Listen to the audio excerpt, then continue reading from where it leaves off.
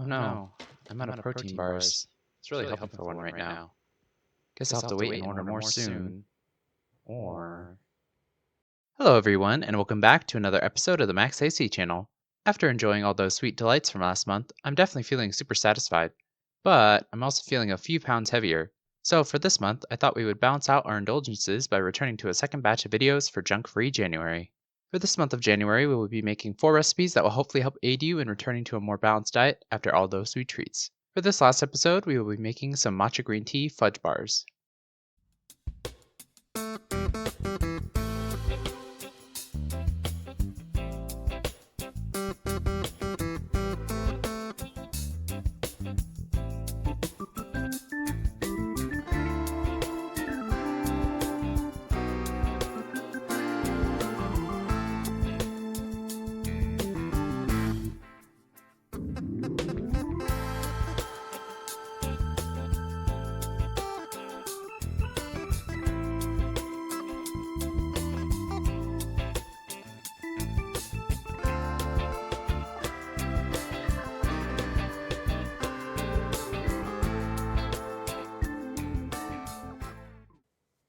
For this recipe, you will need a 1/3 cup of roasted almond butter or other nut butter, 1 1/8 cup of unsweetened almond milk or other milk, 1 teaspoon of stevia, zest from 1 lemon, 10 scoops of vanilla or chocolate protein powder, a 1/2 cup of oat flour, or you can use all-purpose flour if you need to, 4 teaspoons of matcha powder, and 2 to 4 ounces of dark chocolate. First, prepare an 8 by 8 inch baking pan by lining it with parchment paper.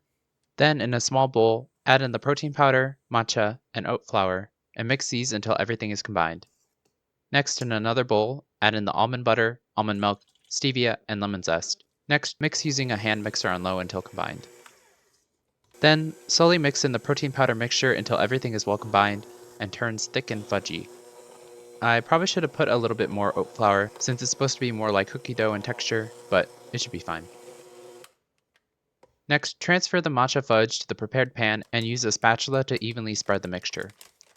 Once you're ready, cover this with plastic wrap and place it in the fridge overnight to set. When you're ready to form the bars, lift the fudge out of the pan using the parchment paper and place this onto a cutting board and slice the fudge into 10 pieces. If your fudge is still a little goopy, don't worry, just put it in the freezer for another hour or so to help it set up more.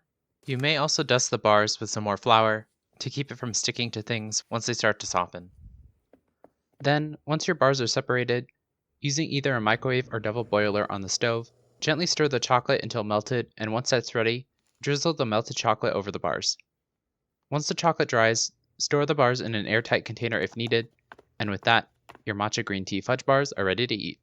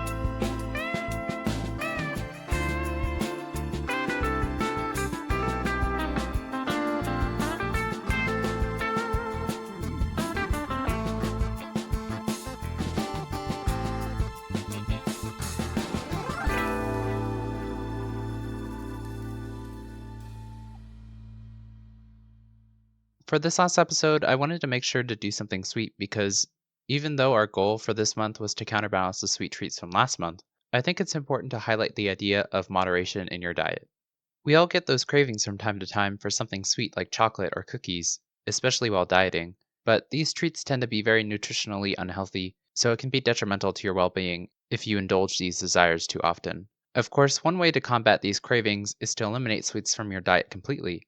However, this can be hard for some to put into practice, so another way is to substitute these treats with ones that will be more nutritionally beneficial, all while also satisfying the desire of something sweet, hence this recipe. Of course, with these being made with protein powder, this fudge bar contains a bunch of protein per bar. In addition, the use of almond milk and stevia helps to reduce the calories from their other counterparts while still providing some creaminess and sweetness. The oat flour, in addition, provides more structure and protein than all-purpose flour, allowing for a chewier fudge. Also, the almond butter provides some of the chew and some more protein as well. And the matcha and dark chocolate provide a really nice earthy bittersweetness taste, which pairs well with the other flavors, and they in particular also have a variety of health benefits of their own. This recipe is one that I've been meaning to make for a while now. I originally was going to make it for last year's Junk Free January, but I didn't have enough weeks to cover it. But because I really like this theme, I decided to bring it back this year, so I was able to make this recipe. Speaking of which, I actually found it along with all the other recipes from last year in Mike Matthews' book, The Shredded Chef, though I did have to make some modifications since this particular recipe didn't have all the ingredients listed for some reason. I guess I have an old copy of the book, but I was able to find a similar recipe on legionathletics.com and based the amounts for this recipe on that version as well. Speaking of which, on legionathletics.com, you can find free nutrition and workout tips as well as the cookbook and supplements such as the protein powder used in this recipe, as well as the other ones I've shown throughout the month. And if you do plan on purchasing anything, you can get 20% off if you use my referral link in the description. Though if you're still undecided over the cookbook, I definitely recommend checking out the other videos from last year to give you a sense of the variety in this book before purchasing a copy. Anyway, I hope you all enjoyed the video. In the comments below, let me know how it went if you decided to make it, and let me know if there's anything you want me to make next. Like the video, share with your friends and family, and subscribe to this channel for more episodes of the Max AC channel. And remember, if you want to stay cool in the kitchen, turn your AC to the max and watch the Max AC channel.